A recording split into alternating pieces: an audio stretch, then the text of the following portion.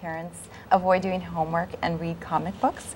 Well, Michael Poirier is an expert on the culture of comic books and hosts the show Comic Book Syndicate right here on TV Kojiko. What's your show? Well, it's a comic book review show, so basically it's kind of like Siskel and Ebert, but instead of movies, it's comic books. We have 3 guys on the show, usually a 4th, so it gets to be a bit like The View, kind of arguing our opinions and debating about topics and stuff like that, so that's pretty much it. Yeah. It's pretty interesting. Yeah, it is. Yeah, it's a lot of fun. And how long does it take to put an episode together? Setup is scheduled to be 2 hours. It usually takes 3. The show usually takes about a half hour to an hour to shoot, and then editing is maybe 20 to 30 hours, depending on when the deadline is. So nice. It's a lot of pre-production and post-production. And where did you get the idea for this show? What inspired it?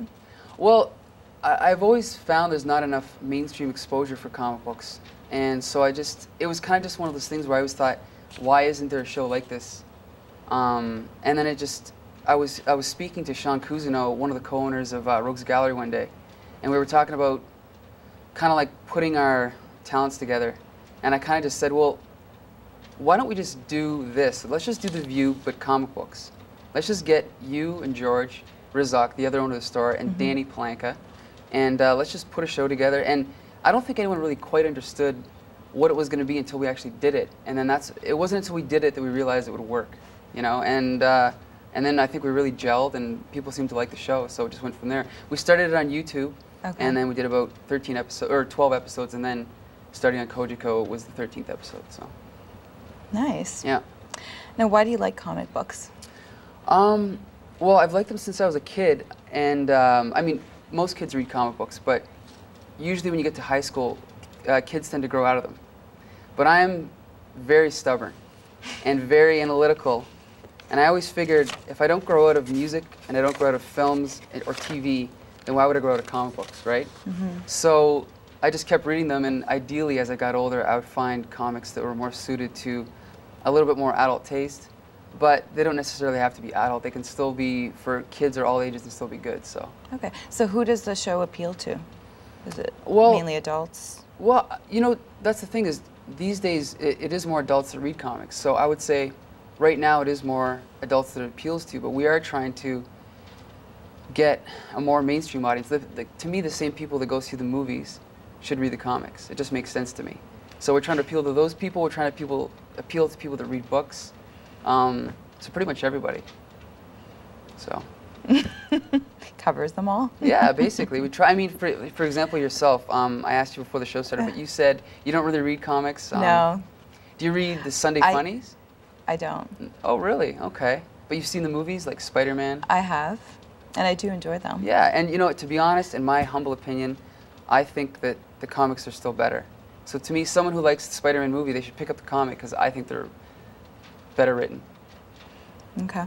Now, what do you think of the comic book movie adaptations? Well, most of them are pretty terrible, to be honest. Spider-Man was good. The original Superman was good. The last 5 to 10 years worth have been, to me, a lot of disappointments. Fantastic Four, Daredevil, Elektra, they were all a big disappointment. And to Why me, would you say that? Well, they just, it's funny, I was talking to a friend the other day, and he said, you know, why is it when they do these movies, they don't just get the original writers? And he said, is it because they're not good enough? And I was like, well, let's take a look at the guys who write the movies. I mean, Daredevil, I mean, is the guy that wrote that a good writer? Clearly he isn't. But then you look at the original Daredevil comic written by Frank Miller, who did Sin City and 300. And those were adapted almost word for word. So to me that shows, I mean, I think you know, they would fare out better if they did go to the original writers and use the people that actually did the books. It just makes sense to me.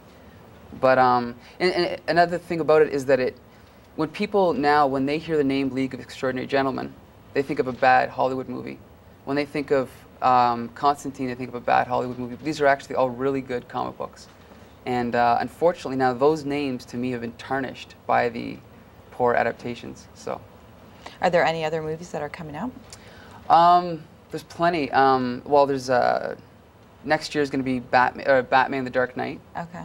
There's going to be an Iron Man movie next year directed by Jon Favreau, so that should be really good. from what I see, I mean, Ed Norton is, I'm sorry, no, not Ed Norton. Robert Downey Jr. is playing Iron Man, so I think it's going to be a really good movie. Okay. So. Have you heard much about it? Yeah, I've seen the trailer. I've read all the interviews. I mean, looks like an all-star cast. It's being produced by Marvel this time, rather than an outside company, so they're having total creative control over it. You know, there's also the movies that people don't realize are comic books, like Ghost World, Art School Confidential, Road to Perdition, American Splendor. You know, things like that. Those are comic books too, and most people don't realize that. So. Okay. Now, how do you think the comic book culture has survived in this multimedia environment? How do you explain that? Well, it's funny because it's actually having a hard time surviving, I think, because, you know, never mind reading comic books, most people don't read to begin with. So I think that's one reason it's struggling. It's actually shrunk a lot since even the 1980s. But I think because it's a visual medium, it might have a better chance of recovering than, say, books, I think. Mm-hmm. Because, I mean, everybody watches TV, everyone watches films, people watch cartoons, so I think once people realize that there are comic books out there for everybody, every genre, then that'll hopefully get them back into reading them. So. Have you written any comic books?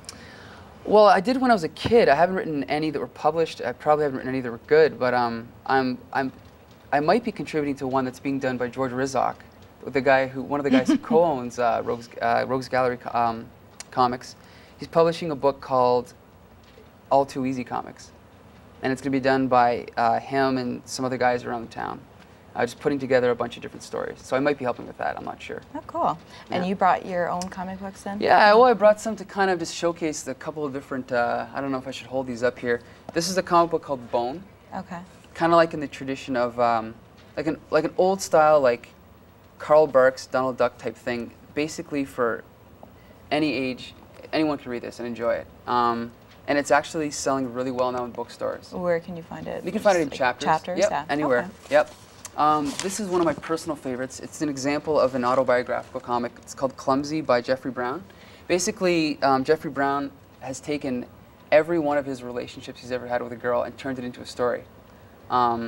Should make for some interesting stories. Very, very heartfelt. Very something we can relate to. Definitely, that's anybody can. Yeah, like I've never read a story as intimate as this, as Clumsy. I mean, I just think it's great. I mean, obviously every relationship has to end at some point, and when they do, it's very heartbreaking. You know. Two more really quick. This is called Mouse. Okay, this is actually about the Holocaust, and the artwork tends to turn people off because.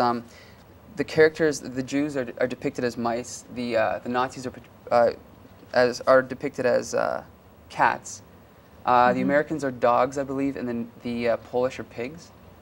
I might be mixing it up with a Pink Floyd album. I'm not sure. But anyway, this is actually an excellent book. It's a first-hand account from a Holocaust survivor turned into a comic book story. So highly recommend it. This actually won an award. Some award. It's on here somewhere. I can't find it right now, but it did win a very. And so all of these can be picked up. Yeah, at exactly. chapters, yeah. And then this one, really quick. This is I mean, just so people don't think that comics have to be serious to be good. This is an old Superman reprint from the 1960s, back when Superman had a dog that could think, and he fought aliens and intelligent dinosaurs and stuff like that. The Showcase series is a great thing to pick up because this is back when comics were selling millions of copies every issue, and so this is the good stuff to me. I love it. So. All right. Well, thank you very much. That's all the time we have today. Okay, no problem. We'll have to have you out again. Sure, thank you. And your website, can you tell us where we can find find that information? Sure. www.comicbooksyndicate.com has our first 11 episodes up from the pre-cable days. Okay. And then our email is syndicate@comicbooksyndicate.com. And actually, if anyone is interested in helping to volunteer for the show, they can just email me their information right there, because we are always looking for people. So. Okay. Well, thank you very much, Michael. It was really nice having you. Thanks a lot. Comic Book Syndicate can be seen right here on TV Kojiko every Friday and Saturday at 11 p.m. We'll be right back.